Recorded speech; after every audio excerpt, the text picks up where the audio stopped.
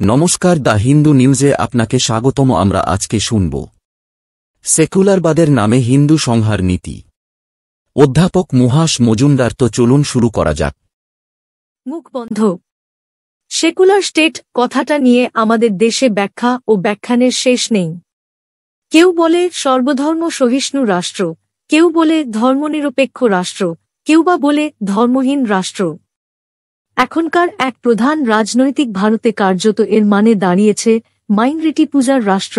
অন্য দলগুলো পূর্বভাষায় এ কথার প্রতিবাদ করছে, কিন্তু কেউই খোলাখুলি বলছে না দেশে হিন্দু মুসলমানের জন্য আইন কেন আলাদা হবে, ভারতের এক অবিভাজ্য অংশ থেকে হিন্দুরা কেন দলে দলে বিতাড়িত হবে, সাদ্দাম হোসেনের মতো নিষ্ঠুর ও পৌরাজ্যগ্রাসী স্বৈরাচারীর জন্য ভারতের মানুষকে কেন ব্যতিব্যস্ত হতে হবে।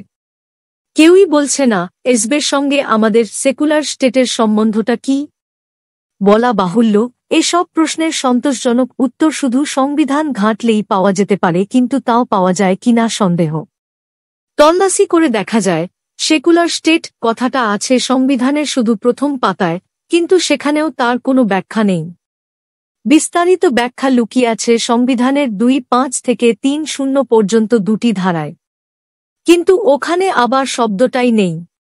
সংবিধান বিশেষজ্ঞ ব্যাসু বলেন, what is meant by secularism or the safeguards of a minority are exhaustively enumerated in Acts 2(5)(3)(0)। এর থেকে বোঝা যায় বিশেষজ্ঞের চোখেও সেকুলার বাদ মানে মাইনরিটিরই সুরক্ষা। মেজরিটির সুরক্ষার কথা আমাদের সংবিধানে কোথাও বলা হয়নি। হিন্দুর পক্ষে এই আরক্ষা এবং মাইনরিটির পক্ষে এই সুরক্ষার কথা নিয়েই এই প্রবন্ধ। তবে এও বলা উচিত সব দোষ সংবিধানের নয়। হিন্দুর প্রতি সাংবিধানিক বৈষম্য আমাদের রাজনৈতিক দলগুলির নীতিহীনতার দ্বারা জটিল হয়েছে, তার সঙ্গে যুক্ত হয়েছে সেকুলার কালচার নামে দেশজোড়া এক দোআঁশলা জীবনধারার লজ্জাহীন দন্তবিকাশ। সেকুলারবাদ না হিন্দু সংহার নীতি। সিউডোসেকুলারিজম নামে যে শব্দটা ইদানিংকালে মুখে মুখে আলোচিত হতে শুরু করেছে, তার শিকড় আছে আমাদের সংবিধানে। কাজেই এই শব্দের সাংবিধানিক ইতিহাস নিয়ে একটু নাড়াচাড়া করার দরকার আছে। অনেকেই লক্ষ্য করেছেন ভারত রাষ্ট্রকে সেকুলার স্টেট নাম দেওয়া হয় ইমার্জেন্সির যুগে, আরও সঠিকভাবে বলতে গেলে 1976 সালে। 76 এর আগে পর্যন্ত সংবিধানে এই শব্দের অস্তিত্ব ছিল না, যদিও রাজনৈতিক নেতাদের মুখের বোল হিসাবে এ শব্দ সুপরিচিত ছিল। কথা উঠতে পারে ইন্দিরাজি কেন ঠিক ওই সময়েই শব্দটাকে সংবিধানের মুখবন্ধে প্রেমবল ঢোকাতে গেলেন। অনেকে বলেন আর.এস.এস-এর মতো সুসংগঠিত ও শক্তিশালী হিন্দু রাষ্ট্রবাদী প্রতিষ্ঠানকে নির্মূল করবার জন্যই তাঁর এই উদ্যম। এই মতটা পুরোপুরি আন্দাজি নয়। মিসেস গান্ধী ওই ইমার্জেন্সির যুগেই আর.এস.এস-কে বেআইনি ঘোষণা করেন এবং ভারতের সমস্ত জেলখানা বোঝাই করেন লক্ষ লক্ষ স্বয়ংসেবক দিয়ে। কাজেই সেকুলার স্টেটাকে বিশেষভাবে হিন্দু রাষ্ট্র ঘটিত আকাঙ্ক্ষা দমনের লঘুর হিসাবেই আমদানি করা হয়ে রকম বিশ্বাসের পিছনে যুক্তি আছে। কিন্তু এটাই সব কথা নয়। 2 আসল কথা 4 নয় 5 সালের আদি সংবিধানে থাক বা না থাক, সংবিধান স্রষ্টারা গোড়া থেকেই সেকুলার স্টেট শব্দের সঙ্গে পরিচিত ছিলেন এবং সংবিধান গড়ার তর্কবিতর্কে এ শব্দ ব্যবহার করেছিলেন বারে বারেই। সংবিধানের 2(5) থেকে 3(0) ধারা ছিল এই শব্দের ব্যাখ্যা স্থানীয়, যদিও কোনো ধারাতেই শব্দটা সোজাসুজি স্থান পায়নি। 2(5) নং ধারায় লেখা আছে, ভারতের যে কোনো নাগরিক তার নিজের ধর্মে বিশ্বাস প্রফেস দেখাতে পারবে, সেই ধর্মটা পালন প্র্যাকটিস করতে পারবে এবং তার সঙ্গে প্রচার প্রপেগেট করতে পারবে। এখানে প্রচার মানে আসলে ধর্মান্তর, এবং বিশেষভাবে খ্রিস্টান সভ্যদের চাপেই প্রচারের অধিকারকে সংবিধানের মৌলিক অধিকারের মধ্যে ঢুকিয়ে দেওয়া হয়। বলা বাহুল্য 2(5) থেকে 3(0) পর্যন্ত সব ধারাই মৌলিক অধিকার। সেকুলারবাদের নামে হিন্দু সংহার নীতি বিষয়ক ধারা। কে.এম. মুন্সি এবং আরও কোনো গণপরিষদের সভ্য এই শব্দের বিরোধিতা করেছিলেন। তারা বুঝেছিলেন ইসলাম এবং খ্রিস্টানির মতো উগ্র দীক্ষাদায়ী প্রজেলিটিসিং ধর্মের লোকেরাই প্রচারের সুযোগকে মৌলিক অধিকারের অন্তর্ভুক্ত করতে চায়। দীক্ষাদান বিরত হিন্দু ধর্মের পক্ষে এই সুবিধাটা বিশেষ কোনো কাজে আসবে না। কিন্তু একদিকে খ্রিস্টানদের অবিশ্রাম প্রোপাগ্যান্ডা, আরেকদিকে হিন্দু সভ্যদের সরল বিশ্বাসের জন্য মুন্সিজি এবং তাঁর সমবিশ্বাসী সভ্যদের আপত্তি নাকচ হয়ে যায়। ধর্মান্তরের অধিকার আমাদের সেকুলার স্টেটের নাগরিকদের একটা মৌলিক অধিকার হিসাবে গৃহীত হয়। পরবর্তীকালে সুপ্রিম কোর্টের বিধানে হিন্দুরা শুধু এটুকুই আশ্বাস পায় যে ওই ধর্মান্তর যেন জবরদস্তি বা ঘুষের জোরে না হয়। এ ব্যাপারে প্রায় 2 বছর ধরে গণপরিষদে যে বাদানুবাদ হয় তার শেষ পর্যায়ে ওড়িয়া সদস্য লোকনাথ মিশ্র এমন কয়েকটা হুঁশিয়ারির ভাষা উচ্চারণ করেন যা আজ 4-3 বছর পরে প্রায় প্রফেটিক বলেই মনে হয়। তিনি বলেন, Gradually it seems to me that our secular state is a slippery phrase, a device to bypass the ancient culture of the land. Hindu সমাজ যদি কোনোদিন সেকুলারবাদের ফাঁস থেকে মুক্তি পায় তবে গণপরিষদের বিস্মৃত সদস্য লোকনাথ মিশ্রের নাম সে যেন সোনার অক্ষরে লিখে রাখে। 3 অবশ্য 2-5 নং ধারায় সাংবিধানিক সেকুলার স্টেটের সব কথা নয়। 2-6 নং ধারায় কোনো বিপজ্জনক কথা নেই। সেখানে বলা হয়েছে যে কোনো ধর্মাবলম্বী লোক ধর্মমূলক বা দাতব্য প্রতিষ্ঠান গড়তে পারবে, আপন ধর্মের কর্তৃত্বভার আপন হাতেই রাখতে পারবে, দেবোত্তর সম্পত্তি উপার্জন করে তার মালিক হতে পারবে ইত্যাদি। এ ধারা সম্বন্ধে উপার্জন করে তার মালিক হতে পারবে ইত্যাদি। এ ধারা সম্বন্ধে কোনো মুখ বন্ধ। সেকুলার স্টেট কথাটা নিয়ে আমাদের দেশে ব্যাখ্যা ও ব্যাখ্যানের শেষ নেই। কেউ বলে সর্বধর্ম সহিষ্ণু রাষ্ট্র, কেউ বলে ধর্মনিরপেক্ষ রাষ্ট্র, কেউ বা বলে ধর্মহীন রাষ্ট্র। এখনকার এক প্রধান রাজনৈতিক ভারতে কার্যত এর মানে দাঁড়িয়েছে মাইনরিটি পূজার রাষ্ট্র। অন্য দলগুলো পূর্বভাষায় এ কথার প্রতিবাদ করছে, কিন্তু কেউই খোলাখুলি বলছে না দেশে হিন্দু মুসলমানের জন্য আইন কেন আলাদা হবে, ভারতের এক অবিভাজ্য অংশ থেকে হিন্দুরা কেন দলে দলে বিতাড়িত হবে, সাদ্দাম হুসেনের মতো নিষ্ঠুর ও পৌরাজ্যগ্রাসী স্বৈরাচারীর জন্য ভারতের মানুষকে কেন ব্যতিব্যস্ত হতে হবে। কেউই বলছে না এসবের সঙ্গে আমাদের সেকুলার স্টেটের সম্বন্ধটা কি। বলা বাহুল্য, এসব প্রশ্নের সন্তোষজনক উত্তর শুধু সংবিধান ঘাঁটলেই পাওয়া যেতে পারে, কিন্তু তাও পাওয়া যায় কিনা সন্দেহ। তল্লাশি করে দেখা যায় সেকুলার স্টেট কথাটা আছে সংবিধানের শুধু প্রথম পাতায়, কিন্তু সেখানেও তার কোনো ব্যাখ্যা নেই। বিস্তারিত ব্যাখ্যা লুকিয়ে আছে সংবিধানের 2-5 থেকে 3-0 পর্যন্ত 2টি ধারায়, কিন্তু ওখানে আবার শব্দটাই নেই।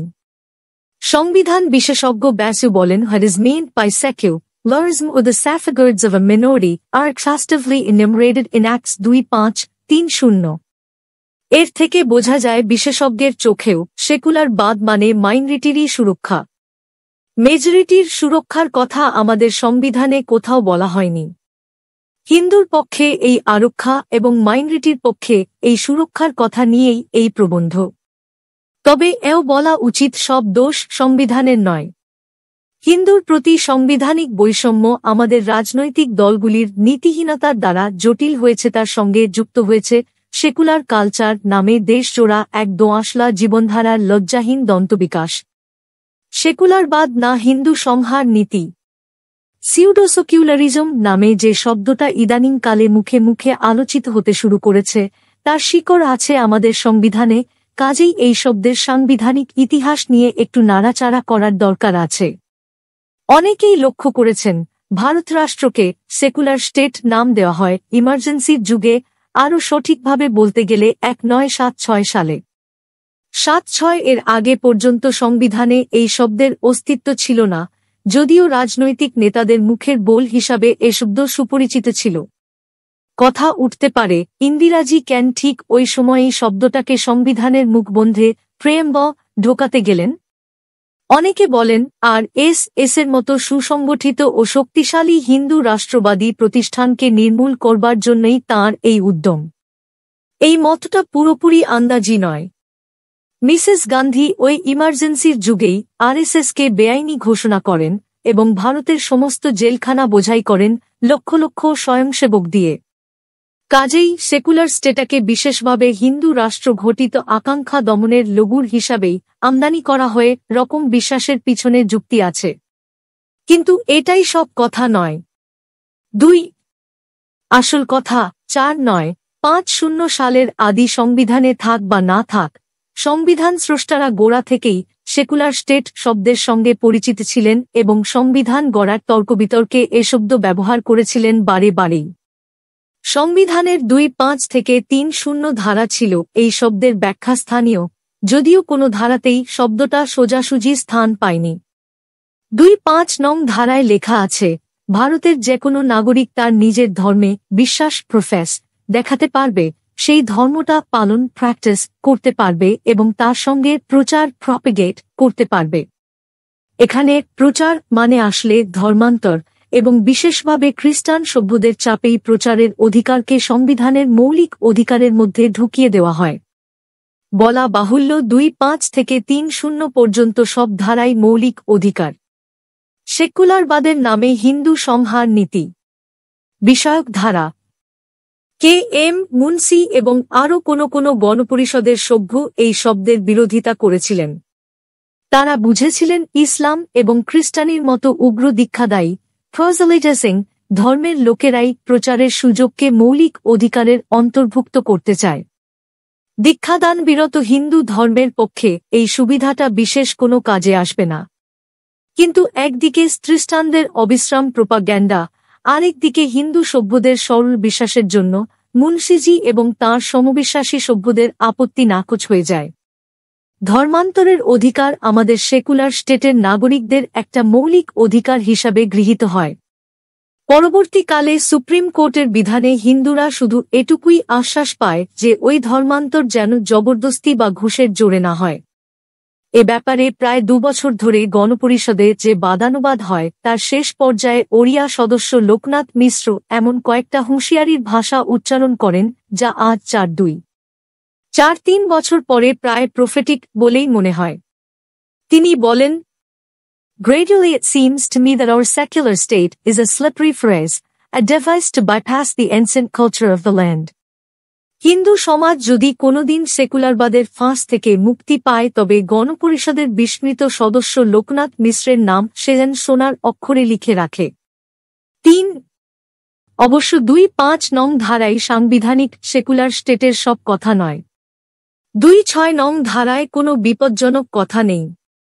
সেখানে বলা হয়েছে যে কোনো ধর্মাবলম্বী লোক ধর্মমূলক বা দাতব্য প্রতিষ্ঠান গড়তে পারবে, আপন ধর্মের কর্তৃত্বভার আপন হাতেই রাখতে পারবে, দেবোত্তর সম্পত্তি উপার্জন করে তার মালিক হতে পারবে ইত্যাদি।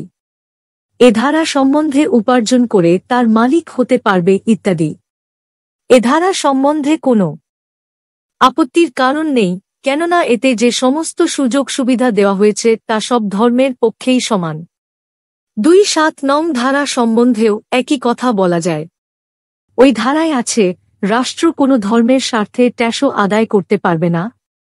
এই ধারা নির্দোষ, কিন্তু পরে দেখা যাবে আমাদের সেকুলারবাদীরা এই ধারাকে ইসলাম আর খ্রিস্টানির স্বার্থে ডেড ল্যাডারে পরিণত করেছে। কার্যত হিন্দুদের কাছ থেকে আজও এক ধরনের পারোক্ষ জিজিয়া কর আদায় করা হয়, তবে সেটা সংবিধানের দোষে কি রাজনৈতিক দলগুলির ভোটের স্বার্থে সে কথা জোর দিয়ে বলা যায় না। সেকুলারবাদের নামে হিন্দু সংহার নীতি। 2.8 নং ধারায় আছে, রাষ্ট্রীয় বিদ্যালয়ে কোনোরকম ধর্মশিক্ষাই দেওয়া চলবে না, না হিন্দু, না ইসলামী, না খ্রিস্টানি। তবে কোনো বড়লোক যদি নিজের টাকায় কোনো ট্রাস্ট বা এন্ডাওমেন্ট বসিয়ে যায় এবং ট্রাস্ট যদি কোনো ধর্মশিক্ষাদানের ব্যবস্থার উল্লেখ থাকে, তবে রাষ্ট্রীয় পরিচালনাধীন হলেও ওরকম প্রতিষ্ঠানে ধর্মশিক্ষার ব্যবস্থা থাকবে। আপাত দৃষ্টিতে এই ধারাও নির্দোষ বলেই বোধ হয়, কেননা এতে কোনো বিশেষ ধর্মের প্রতি পক্ষপাত দেখানো হয়নি। কিন্তু ট্রাস্ট বা এন্ডাওমেন্টের বাইরে রাষ্ট্রীয় অনুদান নির্ভর বিদ্যালয়ে ধর্মশিক্ষার নিষেধ যে শুধু হিন্দুর ধর্মের বিরুদ্ধেই প্রযোজ্য তার প্রমাণ হচ্ছে 2.9 ও 3.0 নং ধারা। ও দুটি ধারা 2.8 নং ধারাকে একটা তামাশায় পরিণত করেছে এবং উগ্র দীক্ষাদায়ী ধর্মগুলিকে ভারত রাষ্ট্রের রাষ্ট্রীয় ধর্মের স্থলাভিষিক্ত করেছে। কি আছে ওই 2 ধারায়? 2.9 নং ধারায় আছে, মাইনরিটির লোকেরা তাদের ভাষা, লিপি এবং কালচারকে সুরক্ষিত রাখতে পারবে। এই আশ্চর্য ধারাটার সহজ তাৎপর্য এই যে সুযোগ হিন্দু সমাজকে দেওয়ার যুক্তি সবচেয়ে বেশি আমাদের সংবিধান তা শুধু খ্রিস্টান আর মুসলমানকেই দিয়েছে। অবশ্য এই ধারাটা বিশেষভাবে ধর্মগত মাইনরিটির কথাই বলেনি, কিন্তু উর্দু ভাষা আর ইসলামিক কালচার নামে যে দুটি কথা এ যুগে ফনা ধরে উঠেছে তার মূল আছে এরই মধ্যে। সন্দেহ নেই নেপালিদের মতো লিঙ্গুইস্টিক মাইনরিটিও এই ধারার সুযোগ নিতে পারে, কিন্তু সংস্কৃত ভাষা এবং হিন্দুর কালচার যে পারে না তাতে কোনো সন্দেহ নেই। হিন্দুর ধর্ম ও সভ্যতার উপর এত বড় ভিন্দিপাল ভারতের কোনো যুগেই কেউ উৎক্ষেপ করেনি। ৩০ ধারাটি আরও চমৎকার। ওখানে বলা হয়েছে রিলিজিয়াস মাইনরিটি খ্রিস্টান আর মুসলমান তার নিজস্ব শিক্ষা প্রতিষ্ঠান যত খুশি বসাতে পারবে, রাষ্ট্র তাদের শিক্ষানীতিতে নাক গলাতে পারবে না, অথচ অর্থ সাহায্যের বেলায় রাষ্ট্র কোনো পক্ষপাতিত্বমূলক বাধা সৃষ্টি করতে পারবে না। কার্যত এই ধারা ২৯ ধারা আমাদের রাষ্ট্রকে খ্রিস্টধর্ম ও ইসলাম ধর্মের রক্ষকে পরিণত করেছে। উল্টো দিকে কোনো ধারা বলেই হিন্দুর ধর্মরক্ষার কোনো দায়িত্ব সে স্বীকার করেনি। এটা যে আন্দাজি কথা নয়, খ্রিস্টান মিশনারিদের স্বীকৃতি থেকেই তা প্রমাণ করা যায়। ফিস ড্যান্স নামে এক মিশনারি ভদ্রলোক তাঁর Christianity in India historical perspectives 1983 বইয়ের মধ্যে লিখেছেন, পূর্বোত্তর ভারতে 1940 থেকে 77 মধ্যে খ্রিস্টানের সেকুলারবাদের নামে হিন্দু সংহার নীতি সংখ্যা 7-5 গুণ বেড়ে যায়। এই অবিশ্বাস্য সংখ্যা বৃদ্ধির কারণ হিসাবে removal after independence of the restrictions the British had placed on Catholic missions। এই বাক্যের সোজা অর্থ হচ্ছে ব্রিটিশ ভারত এদেশে ক্যাথলিক ধর্মের রক্ষাকর্তা ছিল না, কিন্তু সেকুলার ভারত পাকাপাকিভাবে ওই রক্ষা ব্যবস্থার ঠিকেদারি নিয়েছে। ইসলাম সম্বন্ধে একটা আরও বেশি সত্য, কিন্তু কোনো মুসলিম নেতার মুখে ওরকম স্বীকারোক্তি আজও পাওয়া যায়নি। 5 তবে একথাও বলতে হবে, সংবিধানের কোনো ধারাই হিন্দুর ধর্মকর্মকে ধ্বংস করার মতলব নিয়ে তৈরি করা হয়নি। সংবিধান স্রষ্টাদের ভুল এই যে পৃথিবীর আর সব দেশের ধর্মনিরপেক্ষ সংবিধান যেখানে রাষ্ট্রের ক্ষেত্রকে ধর্মক্ষেত্র থেকে পৃথক বলে চিহ্নিত করে, প্রত্যেক ধর্মকে নিজের পথ নিজে দেখতে বলেছে, আমাদের সংবিধান সেখানে ৬টি ধারার সাহায্যে মাইনরিটি ধর্মের সুরক্ষার জন্য নানা ফন্দি ফিকির বাতলে দিয়েছে। উল্টো দিকে মেজরিটির ধর্মকে লেশমাত্র সাহায্য করার কথা সে কোথাও বলেনি। এর মধ্যে যে অদূরদর্শিতা প্রকাশ পেয়েছে তা এই, ভারতে সুরক্ষার প্রয়োজন যদি কোনো ধর্মের থেকে থাকে তবে তা আছে শুধু হিন্দুরই। মাইনরিটির ধর্ম ইসলাম এদেশে ৭০০ বছর ধরে হিন্দুর ধর্মের উপর হরেক রকম নির্যাতন করেছে। তারা হিন্দুকে মুসলমান করেছে তরবারির জোরে এবং জিজিয়া করের চাপ দিয়ে, মন্দির ধ্বংস করেছে হাজার হাজার হিন্দুর অন্তঃপুরের সম্ভ্রমহানি করেছে অবাধে। খ্রিস্টধর্ম ততদূর না করলেও বেশ কিছু মন্দির ধ্বংস করেছে এবং লোভ দেখিয়ে স্ত্রীস্থান করেছে দরিদ্র ও বনবাসী মানুষকে। এই ৭০০ বছর ব্যাপী উৎপীড়নের প্রেক্ষাপটে সুরক্ষার প্রয়োজন ছিল বিশেষভাবে হিন্দুরই, কিন্তু সংবিধানের হিন্দু বিধায়করা শুধু হিন্দুর সংখ্যাধিক্যটাকেই একটা পশুশক্তি ভেবে সুরক্ষা দিয়ে গেছেন দুটি উগ্রধর্মান্তরবাদী মাইনরিটি ধর্মকে, অথচ হিন্দুর রক্ষা কবচের কথা নিয়ে একবারও মাথা ঘামায়নি। কথাটা এইভাবে বলা যায়, ভূদিনের উৎপীড়িত ধর্মকে আমাদের সংবিধান উপায়হীন অবস্থায় পথের মাঝে ছেড়ে দিয়ে বলেছে, যাও এবার চড়ে খাওগে, অথচ উৎপীড়ক ধর্মগুলির জন্য গড়ে দিয়েছে অনেকগুলি দুর্ভেদ্য গিরিদুর্গ আর মহিদুর্গ। 6 সংবিধানের এই মাইনরিটি রক্ষার ঢালাও বন্দোবস্ত যে প্রকারান্তরে মেজরিটির পক্ষে প্রাণঘাতী হতে পারে তার প্রকৃষ্টতম প্রমাণ পাওয়া যায় রামকৃষ্ণ মিশন এবং আর্য সমাজের সেকুলারবাদের নামে হিন্দু সংহার নীতি মতো প্রতিষ্ঠানের অসহায়তায়। প্রত্যেকেই জানেন ওই দুই প্রতিষ্ঠান অনেকগুলি উৎকৃষ্ট শিক্ষালয়ের প্রতিষ্ঠাতা ও পরিচালক, কিন্তু সেই সঙ্গে এরা আবার রাষ্ট্রীয় অনুদানের উপর নির্ভরশীল বটে। এই সমস্ত প্রতিষ্ঠানে ধর্মশিক্ষা কতটা হয় বলা শক্ত। রামকৃষ্ণ মিশনের ছাত্র ও শিক্ষকদের মধ্যে ঘোর ধর্মবিদ্বেষী লোকও আমরা দেখেছি, কিন্তু সংবিধানের নানা ধারার যে বিবরণ আমি দিয়েছি তাতে দেখা যায় রাষ্ট্রীয় অনুদান কোনো হিন্দু ধর্মবাদী প্রতিষ্ঠান পেতে পারে না। এর ফলে ওই দুই প্রতিষ্ঠানকেই আদালতে আবেদন করে ঘোষণা করতে হয়েছে যে ওরা নাকি অহিন্দু প্রতিষ্ঠান এবং মাইনরিটি প্রতিষ্ঠান। এটা যে কত বড় ট্র্যাজেডি সে কথা বোঝাতে হলে একটা কথা বলাই যথেষ্ট। রামকৃষ্ণ মিশনের প্রতিষ্ঠাতা বিবেকানন্দ এবং আর্য সমাজের প্রতিষ্ঠাতা দয়ানন্দ সরস্বতীকে আমরা হিন্দু ধর্মের একটা অত্যুজ্জ্বল এবং সংস্কারধর্মী ব্যাখ্যার উদ্গাতা বলেই জানি। তারা বিশেষভাবে গত শতাব্দীর হিন্দু জাগরণেরই প্রতিনিধি। তাঁদের মতো মহাপুরুষের তৈরি প্রতিষ্ঠান যদি হঠাৎ আমরা হিন্দু নই বলে জননী স্থানীয় সমাজ থেকে ভ্রুক্ষেপহীন অবজ্ঞায় দূরে সরে যায়, তার দ্বারা হিন্দু সমাজের মর্মান্তিক অসহায়তাই প্রমাণিত হয়।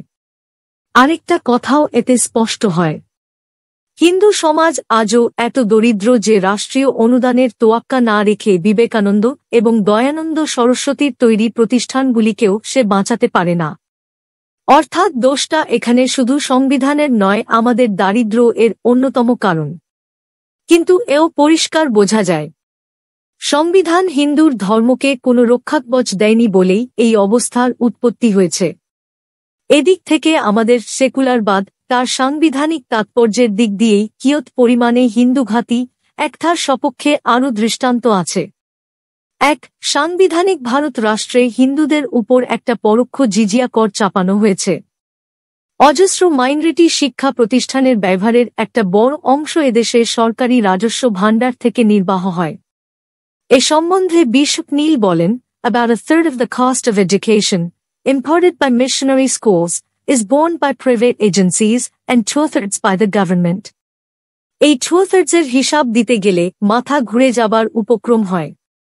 এ সম্বন্ধে ফিটজডাউন্স উত্তর পূর্ব ভারত সম্বন্ধে বলেন, well in 1935 the missions were operating 299 primary schools, 9 middle and high schools and 2 colleges. By 1951 the numbers had increased to 5 and 2 respectively. 71 সালে ক্যাথলিক শিক্ষাবিদ ম্যাথিস বলেন, সারা দেশে মিশনারি কলেজের সংখ্যা 4-2 থেকে বেড়ে হয়েছে 114, সেকেন্ডারি স্কুলের সংখ্যা 500 থেকে বেড়ে হয়েছে 1200। 6 এর সেকুলারবাদের নামে হিন্দু সংহার নীতি। ক্যাথলিক ডিরেক্টরি পুরো হিসাব দিয়ে দিয়েছে 6000 প্রাথমিক স্কুল, 1200 মাধ্যমিক, 14টা কলেজ আর 80টা স্পেশালিস্ট ইনস্টিটিউশন। এর মধ্যে কিন্ডারগার্টেনের হিসাব ধরা হয়নি। ক্যাথলিক ডিরেক্টরির 84 সালের হিসাব হচ্ছে 2550টা কিন্ডারগার্টেন, 6183টা প্রাথমিক আর 2986টা মাধ্যমিক বিদ্যালয়। এই বিপুল সংখ্যক খ্রিস্টানি শিক্ষালয়ের 2/3 খরচ যাচ্ছে সরকারি ভাণ্ডার থেকে। তার মধ্যে হিন্দুর দেওয়া রাজস্ব কতটা তা সহজেই অনুমান করা যায়। এটাকে জিজিয়া কর বলার কারণ, উত্তর পূর্ব ভারত এবং বিহারের বনাঞ্চলে আজ যে বিপুল সংখ্যক ধর্মান্তরিত খ্রিস্টানের আলাদা রাজ্য গড়ার ধুম পড়েছে, তার জন্য অনেকখানি দায়ী এই সমস্ত শিক্ষা প্রতিষ্ঠান। কলকাতার মিশনারি কলেজ দেখে আমরা তা টের পাই না। 2 এর চেয়ে মারাত্মক ঘটনা হচ্ছে বছর বছর হজযাত্রার সুযোগ মুসলমানের পক্ষে প্রায় বিনা খরচে সুলভ করে দেওয়া। হিন্দুর দেওয়া রাজস্ব কেন হজের সাবসিডি হিসাবে খরচ হবে, তার উত্তর কেউ দেয়নি। এই ব্যবস্থার সঙ্গে তুলনা করা উচিত গঙ্গাসাগর যাত্রীদের দেয় তীর্থকরের। এর থেকে বোঝা যায়, হিন্দু পীড়নের ক্ষেত্রে সেকুলার ভারত আকবরের ভারতের চেয়ে অগ্রগামী। আকবর এই ট্যাক্সও উঠিয়ে দিয়েছিলেন। 3 আলিগড় মুসলিম ইউনিভার্সিটির সম্পূর্ণ ব্যয়ভার বহন করে আমাদের সরকার। প্রত্যেকেই জানে ওই প্রতিষ্ঠানের মতো হিন্দুবিদ্বেষী এবং ইসলাম রাষ্ট্রবাদী প্রতিষ্ঠান ভূভারতে আর একটিও নেই। গত 10 ডিসেম্বরের আলিগড়ের দাঙ্গা শুরু হয়েছিল ওখানকার ছাত্রদের দ্বারাই। এই রকম একটা প্রতিষ্ঠানের জন্য হিন্দুর দেওয়া রাজস্ব ব্যয় হয় কেনের জবাবদিহি আজ পর্যন্ত কেউ করেনি। হজের সাবসিডির জন্য 2-7 নং ধারার লঙ্ঘন যেমন বিচারযোগ্য অপরাধ বলে গণ্য নয়, আলিগড়ের ক্ষেত্রে তেমনি 2-8 নং ধারার লঙ্ঘন চলেছে অবাধে। রাষ্ট্রচালিত প্রতিষ্ঠান ইসলাম রাষ্ট্রবাদের সেবা করছে আনন্দচিত্তে, অথচ তামিলনাড়ুতে যখন বিবেকানন্দ বিশ্ববিদ্যালয় স্থাপনের কথা উঠেছিল, তখন সেই প্রস্তাবকে কিভাবে আঁতুড়েই ফাঁস দেওয়া হয়েছিল তার কথা আমরা খবরের কাগজে পড়েছি। 4. জিজিয়া করের সবচেয়ে মারাত্মক দৃষ্টান্ত হচ্ছে জুম্মা মসজিদের জন্য বিশ্বনাথ প্রতাপ সিং এর গভর্নমেন্টের পক্ষ থেকে 6.5 লাখ টাকা দেওয়ার প্রতিশ্রুতি। এর মধ্যে 32.5 লাখের বিলি ব্যবস্থার কথা পার্লামেন্টেই স্বীকৃত হয়েছে। 5. শুধু তাই নয়, ভারতের রাজ্যে রাজ্যে পাকিস্তানের মন্ত্রদ্রষ্টা কবি ইকবালের নামে উর্দু একাডেমি বসানো হয়েছে হিন্দুর দেওয়া রাজস্বের জোরে। সংবিধান বিশেষজ্ঞ ডি বসু এর সমালোচনা করেছেন। তিনি বলেন, পশ্চিমবঙ্গে 1979 সালে যে উর্দু একাডেমি সেকুলারবাদের নামে হিন্দু সংহার নীতি বসানো হয়েছে তার কাজ হচ্ছে কোরআন ছাপানো। তিনি এটাকে সংবিধানের 2.7 ধারা লঙ্ঘনের দৃষ্টান্ত বলতে চান। সেক্ষেত্রে ভারত রাষ্ট্র কর্তৃক আলিগড়ের সম্পূর্ণ ব্যয়ভার বহন সম্বন্ধে তিনি কি বলবেন? 6. এর চেয়ে মারাত্মক হিন্দুঘাতী ঘটনা ঘটেছে মন্দিরের পরিচালনা নিয়ে। 2.5 নং ধারার একটি উপধারা বলে হিন্দু মন্দিরকে রাষ্ট্রায়ত্ত করা যায়, কিন্তু মাইনরিটির ধর্ম সম্বন্ধে এ নিয়ম খাটে না। উপধারাটি আদতে হিন্দুঘাতী নয়, কেননা হরিজনের কাছে সমস্ত মন্দির খুলে দেবার জন্যই গোড়ায় এ ব্যবস্থার পরিকল্পনা হয়েছিল। কিন্তু আজ পর্যন্ত এই উপধারায় যে সমস্ত মন্দির রাষ্ট্রায়ত্ত হয়েছে তাদের দ্বারা আচণ্ডাল ভারতবাসীর মিলনের পথ সুগম হয়েছে বলে প্রমাণ নেই।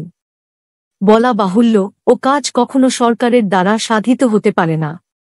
সরকার যদি মন্দিরগুলির পরিচালনভার ভারত সেবাশ্রম সংঘ কিংবা রামকৃষ্ণ মিশনের মতো সংস্কারপন্থী প্রতিষ্ঠানের হাতে তুলে দিত তাহলে একটা মস্ত উপকার হতো, সন্দেহ নেই, কিন্তু আমাদের সরকার কোনো মন্দিরেই তা করেনি। আইএএস অফিসারদের কোনোভাবেই মন্দির পরিচালনার যোগ্যতম লোক বলা যায় না। তা যদি হতো তো চার্চ বা মসজিদের জন্য একই ব্যবস্থা বহাল করা সঙ্গত হতো। কিন্তু সংবিধান এ ব্যাপারে হিন্দুর মন্দিরকেই লক্ষ্য করেছে এবং সেকুলার রাষ্ট্র ওই ধারার সুযোগ নিয়ে বহু মন্দিরকে অনাদরে অবহেলায় ধ্বংসের পথে নিয়ে যাচ্ছে। বহু মন্দিরের আয় যে রাজ্য কর্মচারীরাই অবাধে ভোগ করছে না এমন কথা আমি তামাতুলসী হাতে নিয়ে বলতে প্রস্তুত নই। 7. এই যে সাংবিধানিক সেকুলারবাদে এর সঙ্গে যুক্ত হয়েছে রাজনৈতিক দলগুলির সেকুলারবাদ, যা নাকি মাইনরিটি ভোটের স্বার্থে হিন্দুর সাংবিধানিক অসহায়তাকে অন্তত 1000 গুণ বাড়িয়ে দিয়েছে এবং কোনো ক্ষেত্রে সংবিধানের উদ্দেশ্য লঙ্ঘন করেও হিন্দু সমাজকে ব্যতিব্যস্ত করতে কুণ্ঠিত হয়নি। এ ব্যাপারে মস্ত বড় দৃষ্টান্ত হচ্ছে শাহবানু বিরোধী আইন সম্বন্ধে আজও কয়েকটা কথা বলার দরকার আছে। প্রথম কথা এই যে ওই আইনের দ্বারা আমাদের আইনসভা মুসলমানদের তাৎক্ষণিক তালাক প্রথার উপর স্থায়ী স্বীকৃতির শিলমোহর এঁকে দিয়েছে। এই প্রথার মধ্যে মুসলিম মেয়ের মনুষ্যত্বের প্রতি অহরহ যে অসম্মান দেখানো হয় সে ব্যাপারে হিন্দুর নির্লিপ্ততা শুধু গর্হিতই নয়, তার নিজের অস্তিত্বের পক্ষেও তা বিপজ্জনক।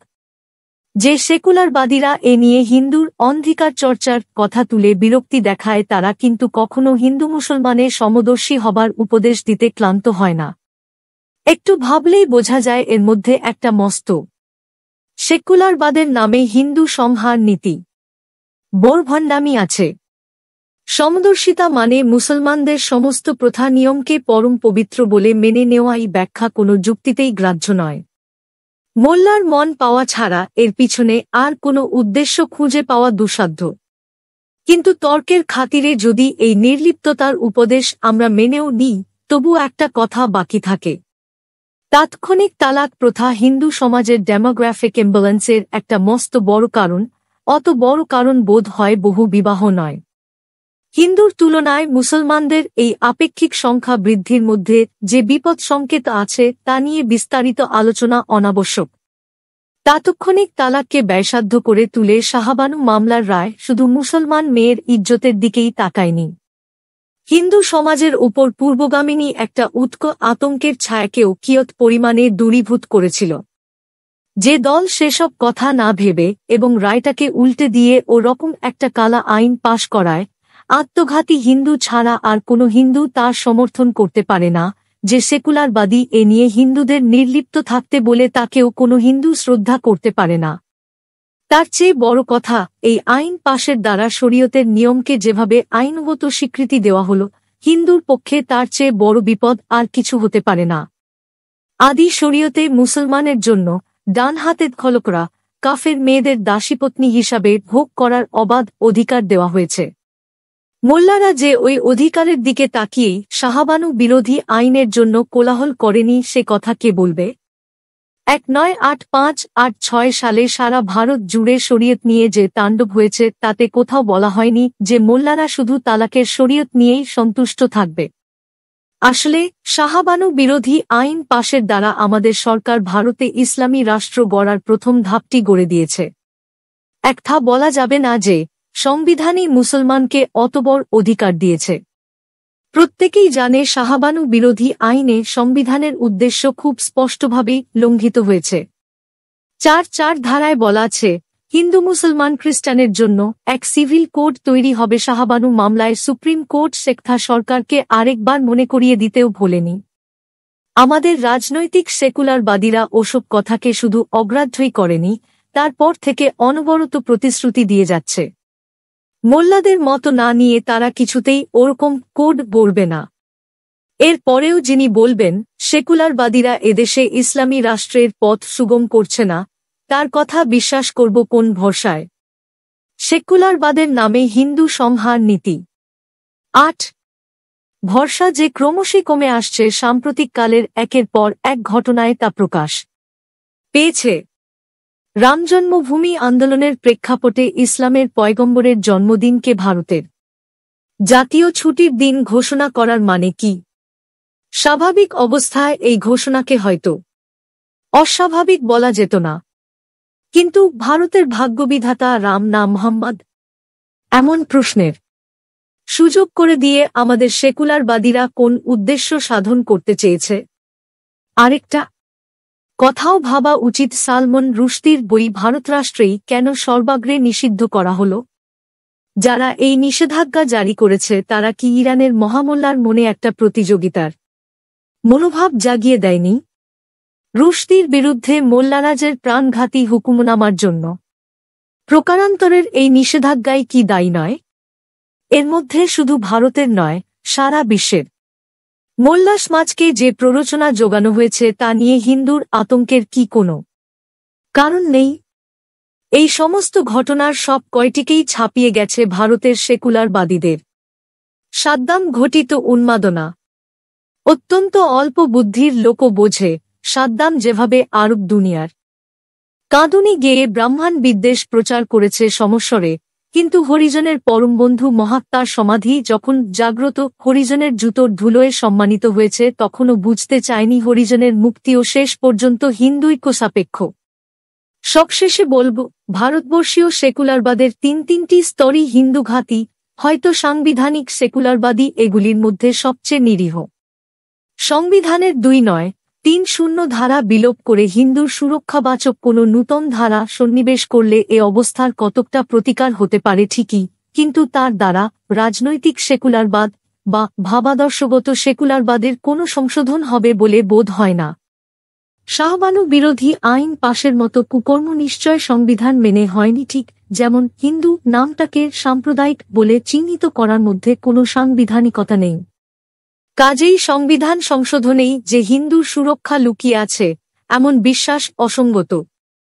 সাংবিধানিক রক্ষাকবচ হিন্দুর পক্ষে অপরিহার্য বটে, কিন্তু হিন্দু রাষ্ট্র নিয়েও আজ গভীরভাবে ভাবনা করার দরকার আছে।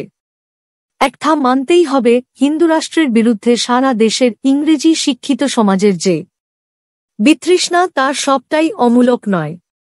আধুনিক যুগ বিশেষভাবে মানব ধর্মবাদের যুগ, বিজ্ঞান যুক্তিতর্ক উদার নাস্তিকতার যুগ, কিন্তু কার্ল মার্কস মার্কা মানব ধর্মবাদ যেভাবে দেশে দেশে তাসের ঘরের মতো ভেঙে পড়ছে তাতে বোঝা যায় ধর্মোদ্দেশী মানব ধর্মবাদ মানুষের গভীরতর আত্মিক প্রয়োজন মেটাতে পারে না। এর প্রতিকার আছে উদারনৈতিক মানব ধর্মবাদে, যে মানব ধর্মবাদ নিত্যধর্মের সঙ্গে অবিরোধে কাজ করতে যায়।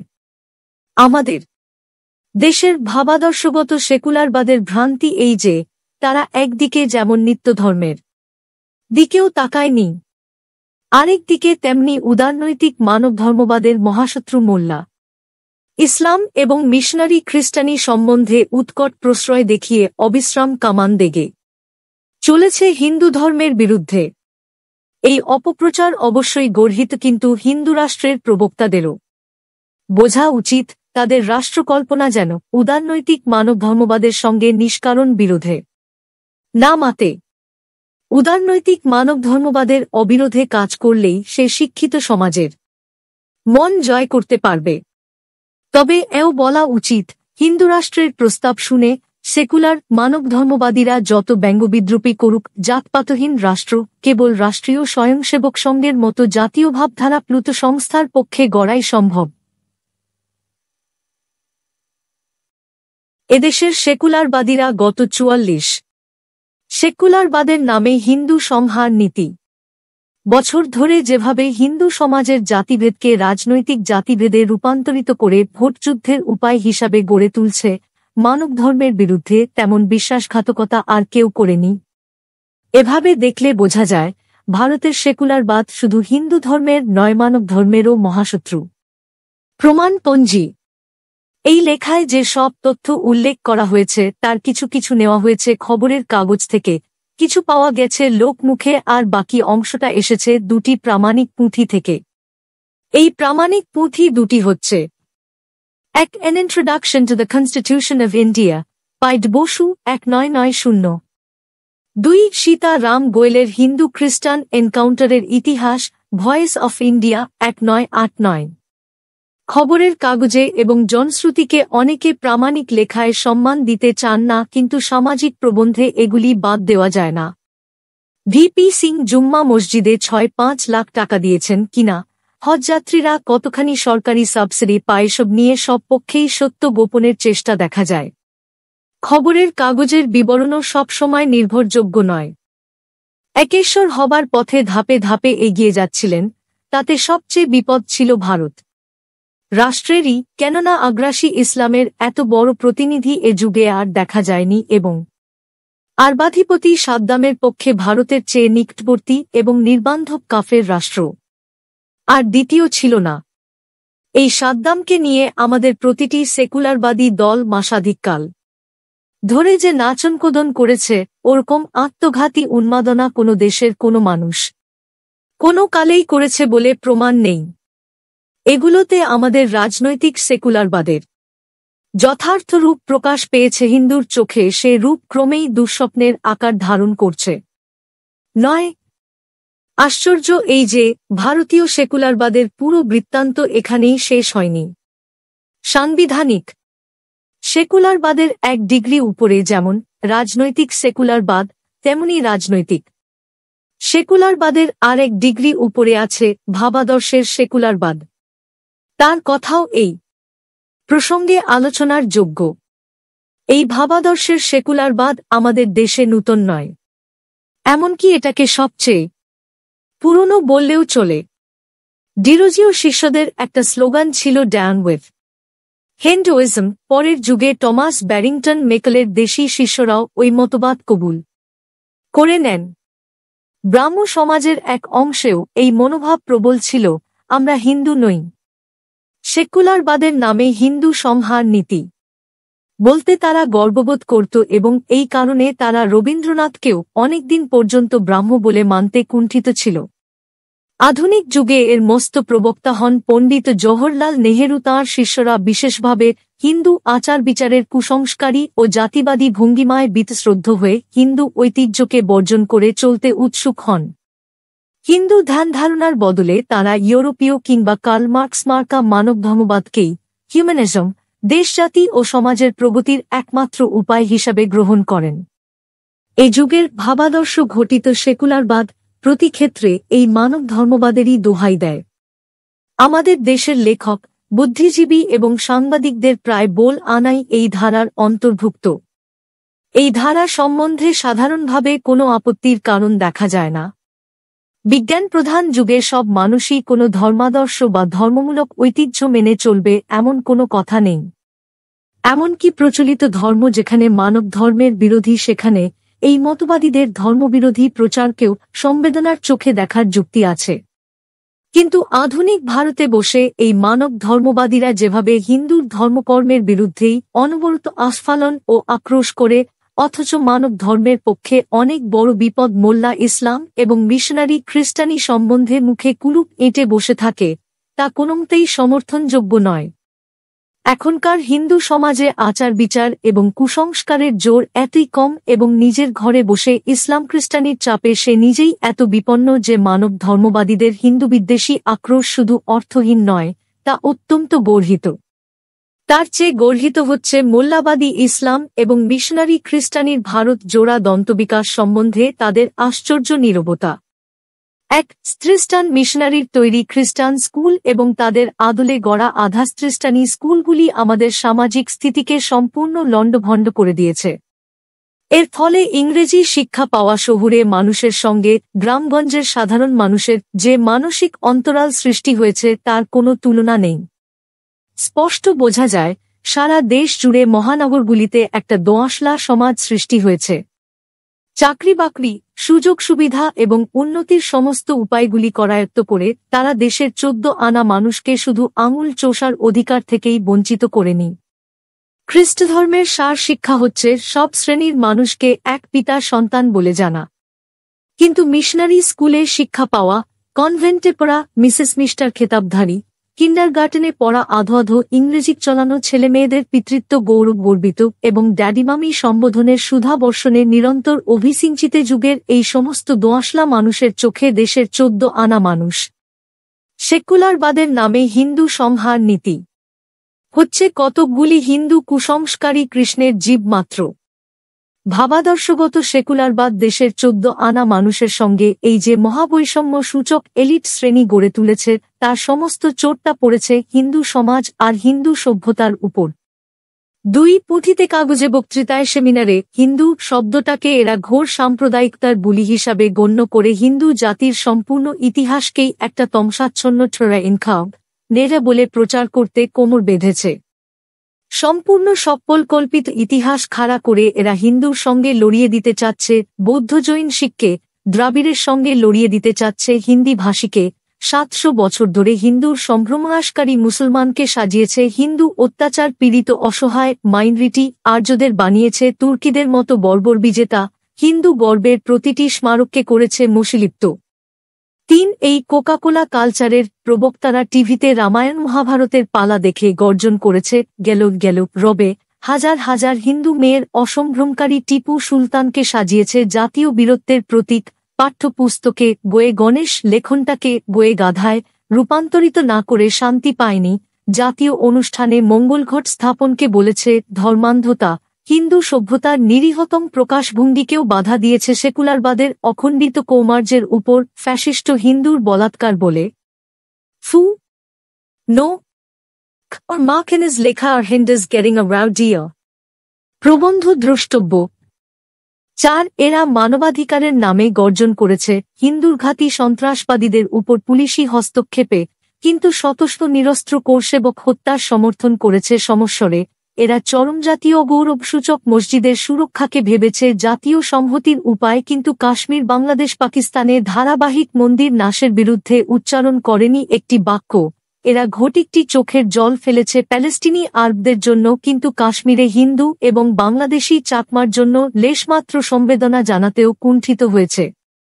5 এরা জামাতে ইসলাম এবং জামাতুল উলেমার মতো ইসলাম রাষ্ট্রবাদী প্রতিষ্ঠান সম্বন্ধে কোনোদিন উদ্বিগ্ন হয়নি, কর্ণপাত করেনি পূর্বোত্তর ভারত এবং ঝাড়খণ্ডের উপর খ্রিস্টান রাজ্য প্রতিষ্ঠার অবিশ্রাম প্রোপাগ্যান্ডায়। উল্টো দিকে এরা অকুণ্ঠ বিষোদ্গার করেছে হিন্দু রাষ্ট্র কল্পনার বিরুদ্ধে এবং কাগজেকলমে দাবি তুলেছে সমস্ত হিন্দু সংগঠনকে বেআইনি ঘোষণা করার জন্য। 6 এরা হিন্দু ঐক্যের ধারণা নিয়ে ব্যঙ্গবিদ্রুপ করেছে কোনো ভাষায়, কিন্তু যাদব ঐক্যের দ্বারা হরিজন নিধনকে ভেবেছে ব্যাকওয়ার্ড ক্লাসের জাগরণ। এরা হরিজনের জন্য সেকুলারবাদের নামে হিন্দু সংহার নীতি। 1.5